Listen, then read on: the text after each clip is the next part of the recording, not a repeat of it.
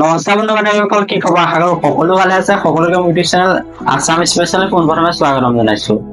এই ভিডিঅ'টোত মই ক'ম যে অসম পুলিচ অৰ্থাৎ অসম চৰকাৰৰ দ্বাৰা অনুষ্ঠিত হ'বলগীয়া যিকোনো কম্পিটিটিভ এক্সামৰ বাবে যদি প্ৰিপেৰেশ্যন কৰিম বুলি ভাবিছে আৰু ৰিটেন পৰীক্ষাত অৱতীৰ্ণ হ'ম বুলি ভাবিছে, তেন্তে ভিডিঅ'টো আপোনালোকৰ বাবে প্ৰস্তুত কৰিছো। আপুনি যদি প্ৰথমবাৰ মোৰ চেনেলটো ভিজিট কৰিছে, তেন্তে চেনেলটো লাইক কমেণ্ট শ্বেয়াৰ কৰিবলৈ নাপাহৰিব। So' any further delay let's start now. এইবাৰ যিসকলে অসম আৰক্ষীৰ ফিজিকেল ইফিচিয়েঞ্চি টেষ্টত এটা ভাল মাৰ্কছ পাবলৈ সক্ষম হৈছে আৰু তেওঁলোকে যদি ভাবিছে যে আগন্তুক লিখিত পৰীক্ষাত আমি এটা ভাল নম্বৰ পাবলৈ সক্ষম হ'ম, তেন্তে আপোনালোকক মই কেইটামান কথা কৈছো, সেই কথাকেইটা আপোনালোকে গুৰুত্ব দি শুনক।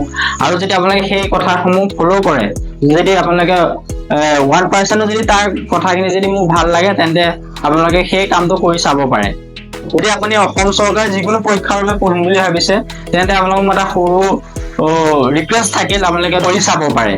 আপোনালোকে যদি ক্লাছ 6ৰ পৰা 6ষ্ঠ শ্ৰেণীৰ পৰা ক্লাছ 12লৈকে অৰ্থাৎ দ্বাদশ শ্ৰেণীলৈকে যদি আপোনালোকে যিসমূহ কিতাপ আছে কৰ্চৰ, সেই কিতাপখিনি যদি আপোনালোকে খুলি পঢ়ে, তেন্তে অসম চৰকাৰৰ 3rd গ্ৰেড আৰু 4th গ্ৰেডৰ বাবে আপোনালোকে বহুতে কমন কুৱেশ্যন তাৰ পৰাই আপোনালোকে পাব। কাৰণ এই পৰীক্ষাটো এটা UPSC বা APSC লেভেলৰ এক্সাম নহয়, 3rd গ্ৰেড আৰু 4th গ্ৰেড। চ' সেইবাবে আপোনালোকে তাৰ বাবে সেই কিতাপখিনি যদি পঢ়ে, আপোনাৰ 80% তাৰ পৰাই হৈ যাব। যিখিনি মেথছ আৰু ৰিজনিং আছে আপোনালোকে কিছুমান ইউটিউব চেনেলতে পাই যাব, ভালকে দিয়া থাকে আৰু আপোনালোকে অনলাইন থ্ৰুও পঢ়িব পাৰে। সেইখিনি আপোনালোকে তাৰ পৰা কালেক্ট কৰক আৰু সেই যিখিনি নলেজ পাব ক্লাছ 6ৰ পৰা ক্লাছ 12লৈকে, সেই নলেজৰ বেছতে সেই কুৱেশ্যন পেপাৰখিনি আপোনালোকে পাব। তাত 80% কুৱেশ্যন তাৰ পৰাই আপোনালোকে দেখিবলৈ পাব। এইটো মোৰ অভিজ্ঞতা ফালৰ পৰা কৈছো। যিসকলে এইবাৰ ফিজিকেল ইফিচিয়েঞ্চি আৰু ফিজিকেল ষ্টেণ্ডাৰ্ড টেষ্ট পাছ কৰি থৈছে, অৰ্থাৎ অসম পুলিচৰ যি ফিজিকেল ইণ্টাৰভিউ পাছ কৰিলে আৰু এটা ভাল মাৰ্কছ পাবলৈ সক্ষম হ'ল, তেওঁলোকক মোৰ চেনেলৰ জৰিয়তে শেহতীয়াকৈ হ'লেও অভিনন্দন জনাইছো। কাৰণ তেওঁলোকে বহুত কষ্টৰ ফলত এটা ভাল মাৰ্কছ পাবলৈ সক্ষম হৈছে। প্ৰায় যুৱক যুৱতী এইবাৰ 50 above পাইছে ফিজিকেলত। চ' তেওঁলোকে যদি ভালকে পঢ়ি থাকে, নেক্সট যিটো ৰিটেন পৰীক্ষা আছে, এটা ভাল মাৰ্কছ পাই তেওঁলোকে চাকৰিটো নিজৰ নামত কৰিব পাৰিব। এই কথাটো মই এইকাৰণে কৈছো যে আমাৰ যিসকল অসম পুলিচৰ যুৱক যুৱতী আছে, তেওঁলোকে যদি ফিজিকেল ইফিচিয়েঞ্চিটো পাছ কৰাৰ পিছত ভালদৰে নপঢ়ে, তেন্তে তেওঁলোকে ৰিটেন দিয়া আগৰ যিটো পৰ্যায়, সেই পৰ্যায়টো এনেও অথলে যায়। যিটো আমি ফিজিকেলৰ বাবে কষ্ট কৰো, কিন্তু বহুত হাৰ্ড ৱৰ্ক কৰিবলগীয়া হয়, বহুত সময় লোকচান হৈ যাব। সেইবাবে আপোনালোকে আগন্তুক যি অলপ সময় আছে, বহুত সময় নাই, 2-3 মাহ আছে আপোনালোকৰ হাতত, সেই 2-3 মাহতে আপোনালোকে যদি ভালকে পঢ়ে, তেন্তে আগন্তুক যি আপুনি চাকৰি কৰিম বুলি ভাবিছে, সেই আশাটো পূৰ্ণ হ'ব। কিন্তু আমাৰ বহুতে অসম পুলিচৰ বিশেষকৈ যিসকলে এবাৰ অসম পুলিচৰ ইণ্টাৰভিউ দিছে, তেওঁলোকে কি কৰে যে ফিজিকেল ইফিচিয়েঞ্চি পাছ কৰাৰ পিছত তেওঁলোকে কিতাপ কি পঢ়িবলৈ এই বিষয়ত বহুতে কনফিউজ হয়। তেওঁলোকে প্ৰথম এটা ভুল কামটো কৰে। প্ৰথমতে কৈছে তেওঁলোকে কি ভুল কৰে। চ' তেওঁলোকে পাছ কৰাৰ পিছদিনাখনে কিতাপৰ দোকান এখনলৈ যাব, গৈ তাত ক'ব যে অসম পুলিচৰ বাবে কি কিতাপ হ'ব। তাত বিভিন্ন ধৰণৰ কিতাপ থাকে, সেই কিতাপৰ ভিতৰত এখন কিতাপ লৈ আহে আৰু সেই কিতাপখনকে পঢ়ে। পঢ়াৰ পিছত সেইখনকে যথেষ্ট বুলি ভাবে আৰু সেইখন পঢ়িলে যে পাছ কৰি যাম তেনেকুৱা বুলি ভাবে। কিন্তু সেইটোৱে বহুত ডাঙৰ তেওঁলোকে ভুল কৰে। আৰু যদি আপুনি পাৰ্টিকুলাৰলি কিতাপ পঢ়িম বুলি ভাবিছে, তেন্তে জানি আপুনি কি পঢ়িব লাগে। আছাম ইউ বুকখন এখন কমন কিতাপ, সকলোৱে পঢ়ে। সেই কিতাপখন থ্ৰুলি যদি আপোনালোকে পঢ়ে, তেন্তে বহুত কামত আহিব।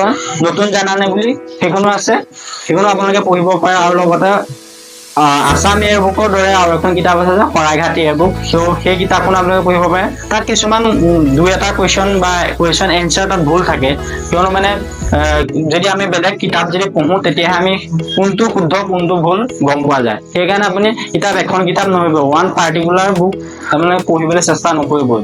কাৰণ সেইখনৰ ভিত্তিতে কুৱেশ্যনখিনি যদি কাটে, ভাবি লওক আছাম ইয়াৰ বুকখন যদি আপুনি পঢ়িছে, সেইখনৰ পৰাই যদি গোটেই কুৱেশ্যনখিনি আহিব বুলি ভাবে, তেন্তে সকলোৱে সেই আছাম ইয়াৰ বুকখনকে পঢ়িব বা অন্য কিতাপ এখনে পঢ়িব। সেইবাবে কোনো পাৰ্টিকুলাৰ কিতাপ নপঢ়িব।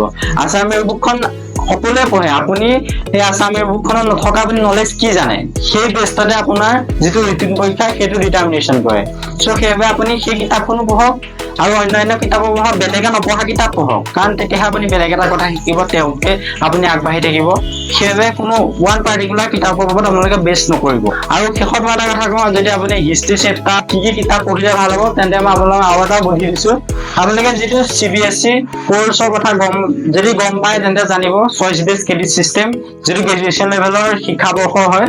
চ' ফাৰ্ষ্ট ছেমিষ্টাৰৰ পৰা যদি আপোনালোকে 4th সেমিষ্টাৰলৈকে যিসমূহ কিতাপ আছে হিষ্ট্ৰী হওক হিষ্ট্ৰী কিতাপে হওক হিষ্ট্ৰী মেজৰ কিতাপ পঢ়িব পাৰে আপোনালোকে যদি আপুনি মেজৰ কিতাপ পঢ়িব নোৱাৰে তেনে CBSE যিটো জেনেৰিক ইলেক্টিভ এই সাবজেক্ট আপোনালোকে পঢ়িব পাৰে জেনেৰিক ইলেক্টিভ মই এইটো কাৰণে কৈছো যাৰ হিষ্ট্ৰী আছে তেওঁলোকে গম পায় হিষ্ট্ৰীৰ কাৰণে আপোনালোকে জেনেৰিক ইলেক্টিভৰ যিসমূহ হিষ্ট্ৰী পাঠ্যক্ৰম সেই পাঠ্যক্ৰম যদি আপোনালোকে পঢ়ে তেন্তে আপুনি অসম চৰকাৰৰ অসম পুলিচৰ নালাগে যিকোনো কম্পিটিটিভ এক্সামৰ বাবে আপোনালোকে নিজকে প্ৰস্তুত কৰিবলৈ মানে 50% তাকে আপোনালোকে হৈ যাব সো সেইখিনি যদি আপুনি কমপ্লিট কৰে আপোনালোকে সাকসেসফুল হ'বই যা ইয়াৰ পিছত মই একদম পাৰ্টিকুলাৰলি কোনখন কিতাপ পঢ়িলে আপোনালোকে বেছি মানে বেলেগতকৈ বেলেগ হিচাপে আপোনালোকে আগবাঢ়ি যাব পাৰিব সবিশেষ জনাম আৰু তাৰ লিষ্ট মই আপোনালোকক প্ৰভাইড কৰিম যদি আপোনালোকে ভিডিওটো ভাল পালে তেন্তে লাইক কমেন্ট শ্বেয়াৰ কৰিবলৈ নাপাহৰিব ধন্যবাদ জয় অসম